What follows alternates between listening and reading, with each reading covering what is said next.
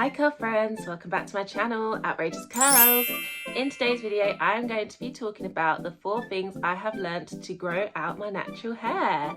As you can see, it looks a little longer than normal because it is still damp with some product in it as I've just done my curly hair routine, and I'm just allowing my curls to just air dry for a bit before I use the diffuser. So let's jump right into the video. So the first thing I have learned to help grow my natural hair is deep conditioning. Deep conditioning is key. I always say this in all of my curly hair routine videos, missing that deep conditioning step is crucial. If you miss it, your curly hair routine will still do well, but your curls just won't thrive in the same way. Deep conditioning, I've noticed, has strengthened my curly hair. It has hydrated it well. It has softened it and made it more manageable, especially when I want to detangle my curly hair. And it's just so good. You get that time as well to just take care of yourself, to relax. It's good for you mentally as well, I found. At first, if you're not someone who deep conditions often, I'm telling you now, definitely do it from now on. You cannot miss it out. It does feel weird at first. If you're someone like me who does fidget a bit and finds it a bit uncomfortable, it will feel a bit strange, but after a period of time, you get used to it. You can still do stuff, just make sure you keep your hair covered. And it's good to deep condition between 10 minutes up to an hour, or if you want to, you can do it overnight. There are some deep conditioners out there where you can leave the deep conditioner in your curly hair overnight, which is quite good. That is something I used to do often myself in particular, but I found over a period of time that it just becomes a bit uncomfortable, and I do seem to take the cap off during the night. You kind of got to find out what works best for you. With deep conditioning, there's so many deep conditioners out there. It's just crazy now at the different ranges you have.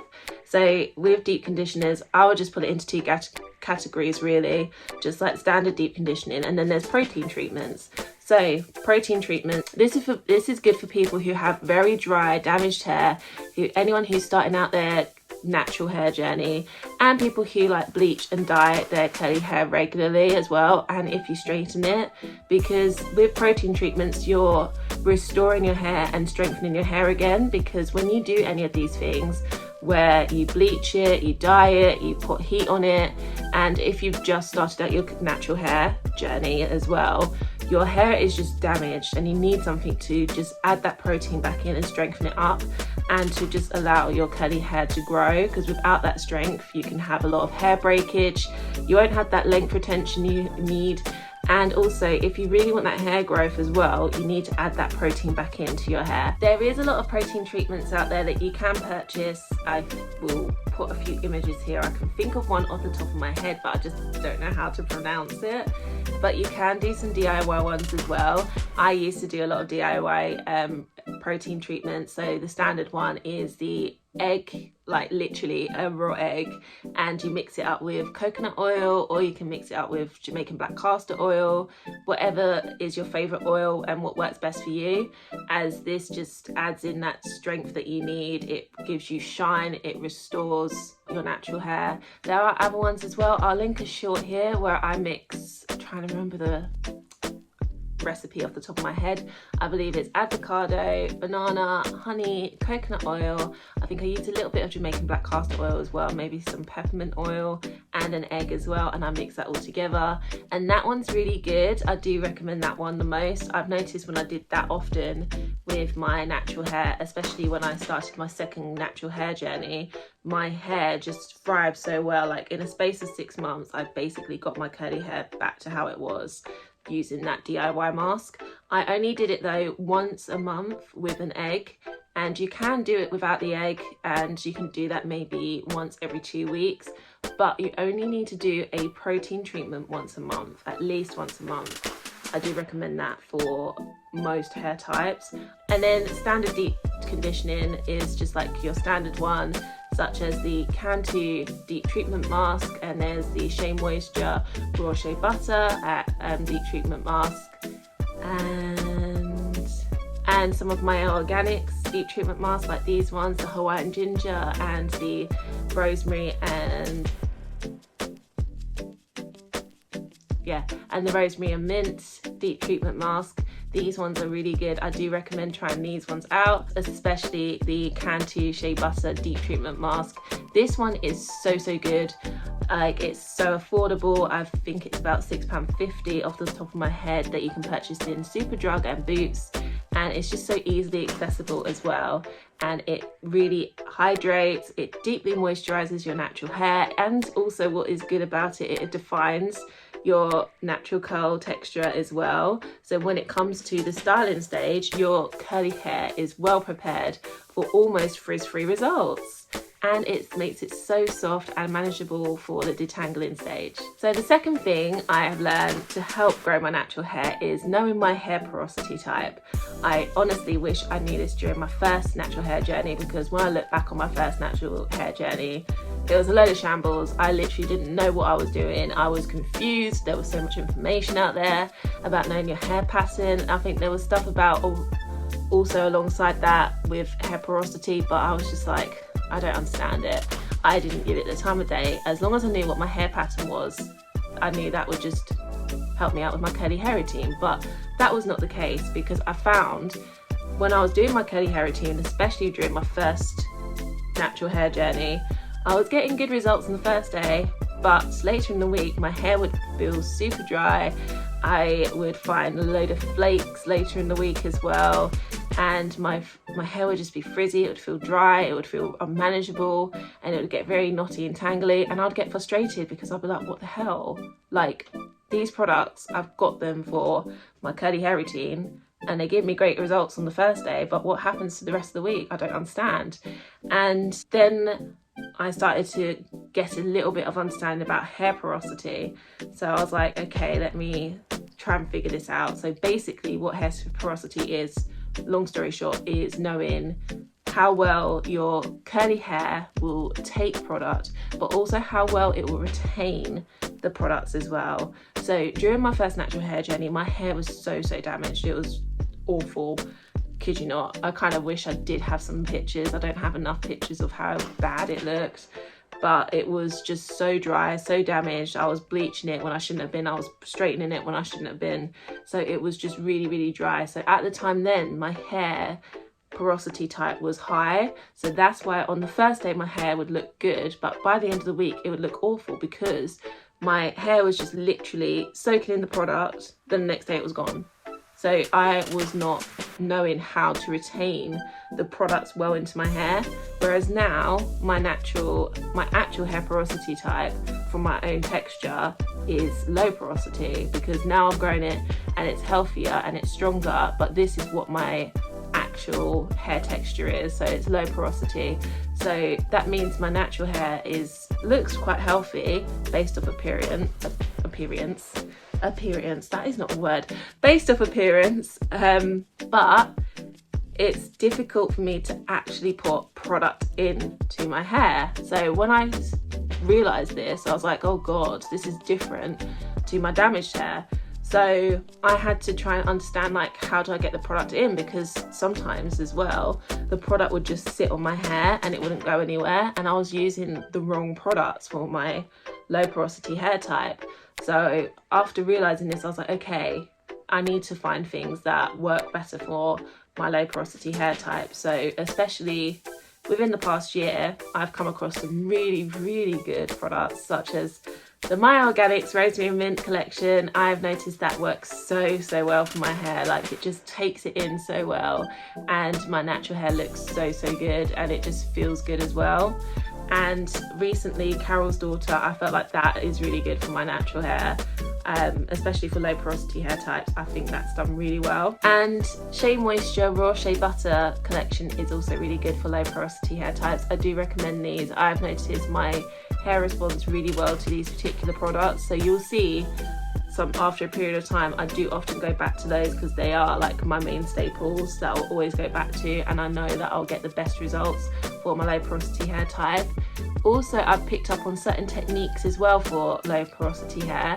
So what I've started to do for my curly hair routine is, when I wash it first, I will use warm water, because the steam of the warm water, what it does, it will open up the hair follicles, because my hair follicles are literally like this, they're closed. So that means it's not allowing any product to go in, and it's repelling water as well. so nothing can literally go into my hair follicles whatsoever. Whereas when it's in a room or warm temperature where there's steam, what happens is it opens up, so that means my hair can start to take product. So I make sure to always use warm water to allow my bathroom to literally get steamy. So then my hair's like, okay, ready to take some product in, and it will take in the conditioner really well. And that's why the deep conditioning is really good too, because with a deep conditioner, by that point, especially when I cover it up with a cap, it will just soak into the product well. I've also haven't used it for a while, but what's also really good for low porosity hair is a heating cap. So a heating cap's really good to wear during the deep conditioning stage, because then that will also keep the hair follicles open, so it will allow the product to really just soak into your natural hair. And then, however, what I do is when I rinse as well, I will use warm water to help release any of the deep conditioner, but I do want to keep some of the deep conditioner in, just to make sure that my hair is still soft, and to just make sure there's still a little bit of moisture in my natural hair. So what I do is I will change the temperature from warm to cold, because with cold water it will just help seal in the moisture of the product, and it will reduce frizz as well. And those are the main things I've noticed for low porosity hair. With high porosity hair, which is what I had when I first started out on my natural hair journey, because high porosity hair is like hair that's damaged, hair that's like, such as like from heat damage, from bleach, from dyeing your natural hair, and like relaxers. Your hair just doesn't retain moisture because the hair follicles have been broken down. You've lost that protein and strength to keep your hair strong enough. So you need to layer a lot of products to make sure you are keeping that moisture in as much as possible. So the lock method is a good way of doing that. So the lock method is really good for high porosity hair. So I normally advertise this during the winter period, because during the winter times there's less moisture in the air, so the lock method is really good for the winter time. However, I do recommend it for high porosity hair as well. So what you are doing during your curly hair routine is you are applying a leave-in first, then you're going to seal it with an oil, and then you're going to apply your curling cream. And if you notice, you're layering each time, so you're layering products onto your natural hair and sealing it in. So the leave-in is being protected and sealed by the oil, and then the oil is being sealed in by the curling cream, if that makes sense. So then you're having layer upon layer, and that's just helping retain the moisture of those products in your natural hair.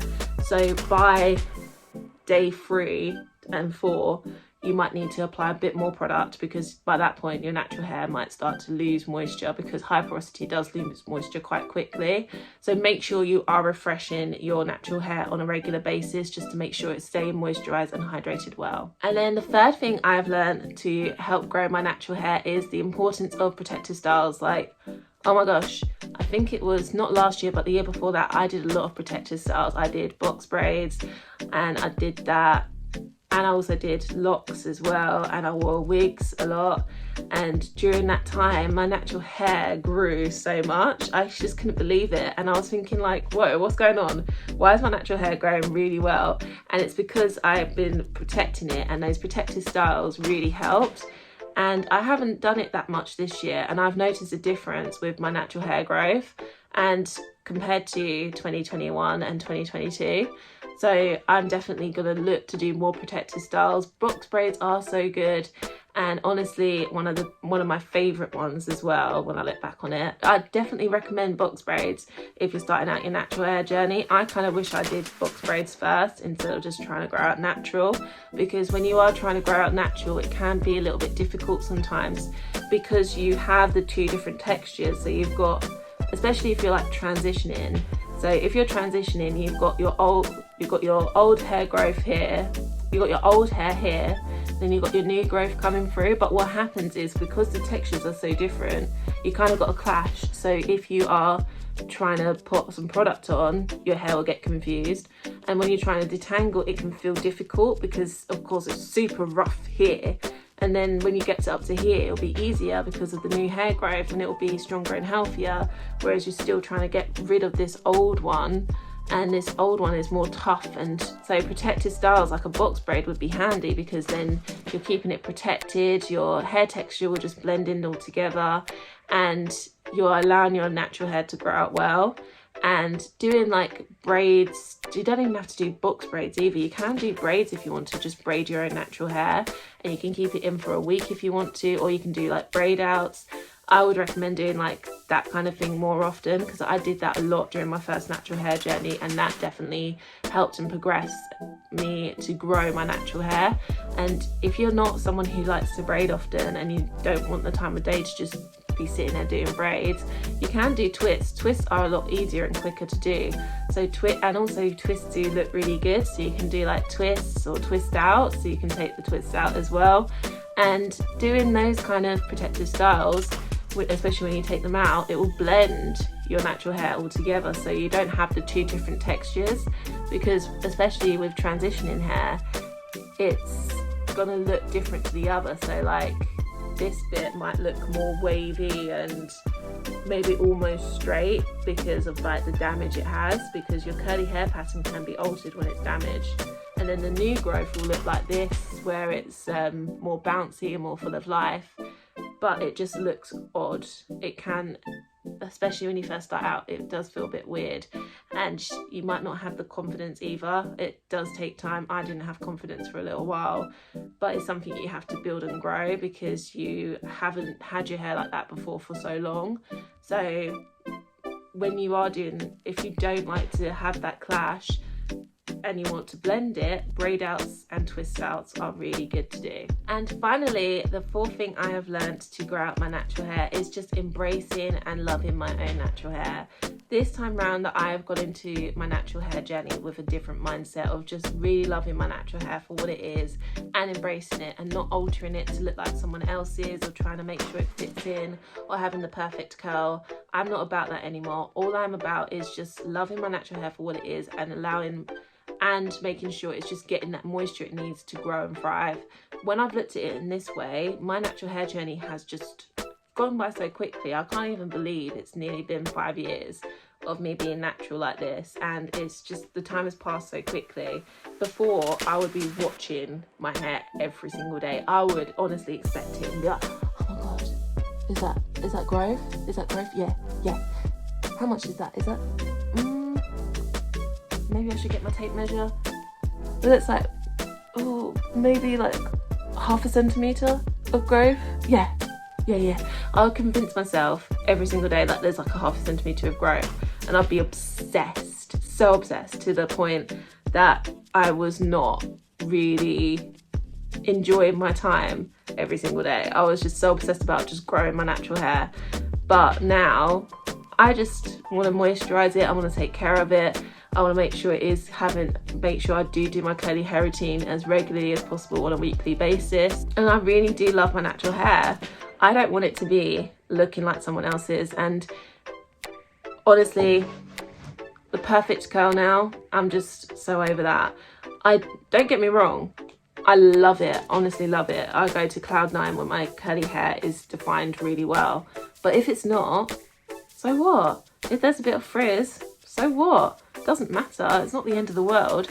Like, it doesn't have to look perfect. It doesn't have to look seamless like they are in the TV adverts. Like, that's not how your natural hair is. Just make sure you're using the products. Make sure you're just loving it for what it is, and just enjoy your natural hair journey. That is the main thing. Just enjoy it, because when you enjoy it like I have, you wouldn't even believe 5 years have gone by so quickly. It's just nuts. But yes, and those are the 4 things I've learned to help grow out my natural hair, and I do recommend you trying these out and seeing what difference it can make to your natural hair journey. And that is it, curl friends. I hope you enjoyed this video. Please let me know in the comments below what you thought. What things have you learned on your natural hair journey that you'd like to share, that you feel that has made such a difference to your natural hair journey? I'd love to know, and I think it's great for you to share with others as well, so then they can learn as well what they can embrace and also adapt into their daily habits on their natural hair journey. I hope you enjoyed this video. Please like this video. Also, don't forget to hit that subscribe button to stay tuned to my curly hair uploads. and don't forget to hit that notification bell so you never miss out on the curly hair fun. I hope you guys have a lovely week. Keep it fun, keep it curly, and stay true, and see you in the next video. Bye!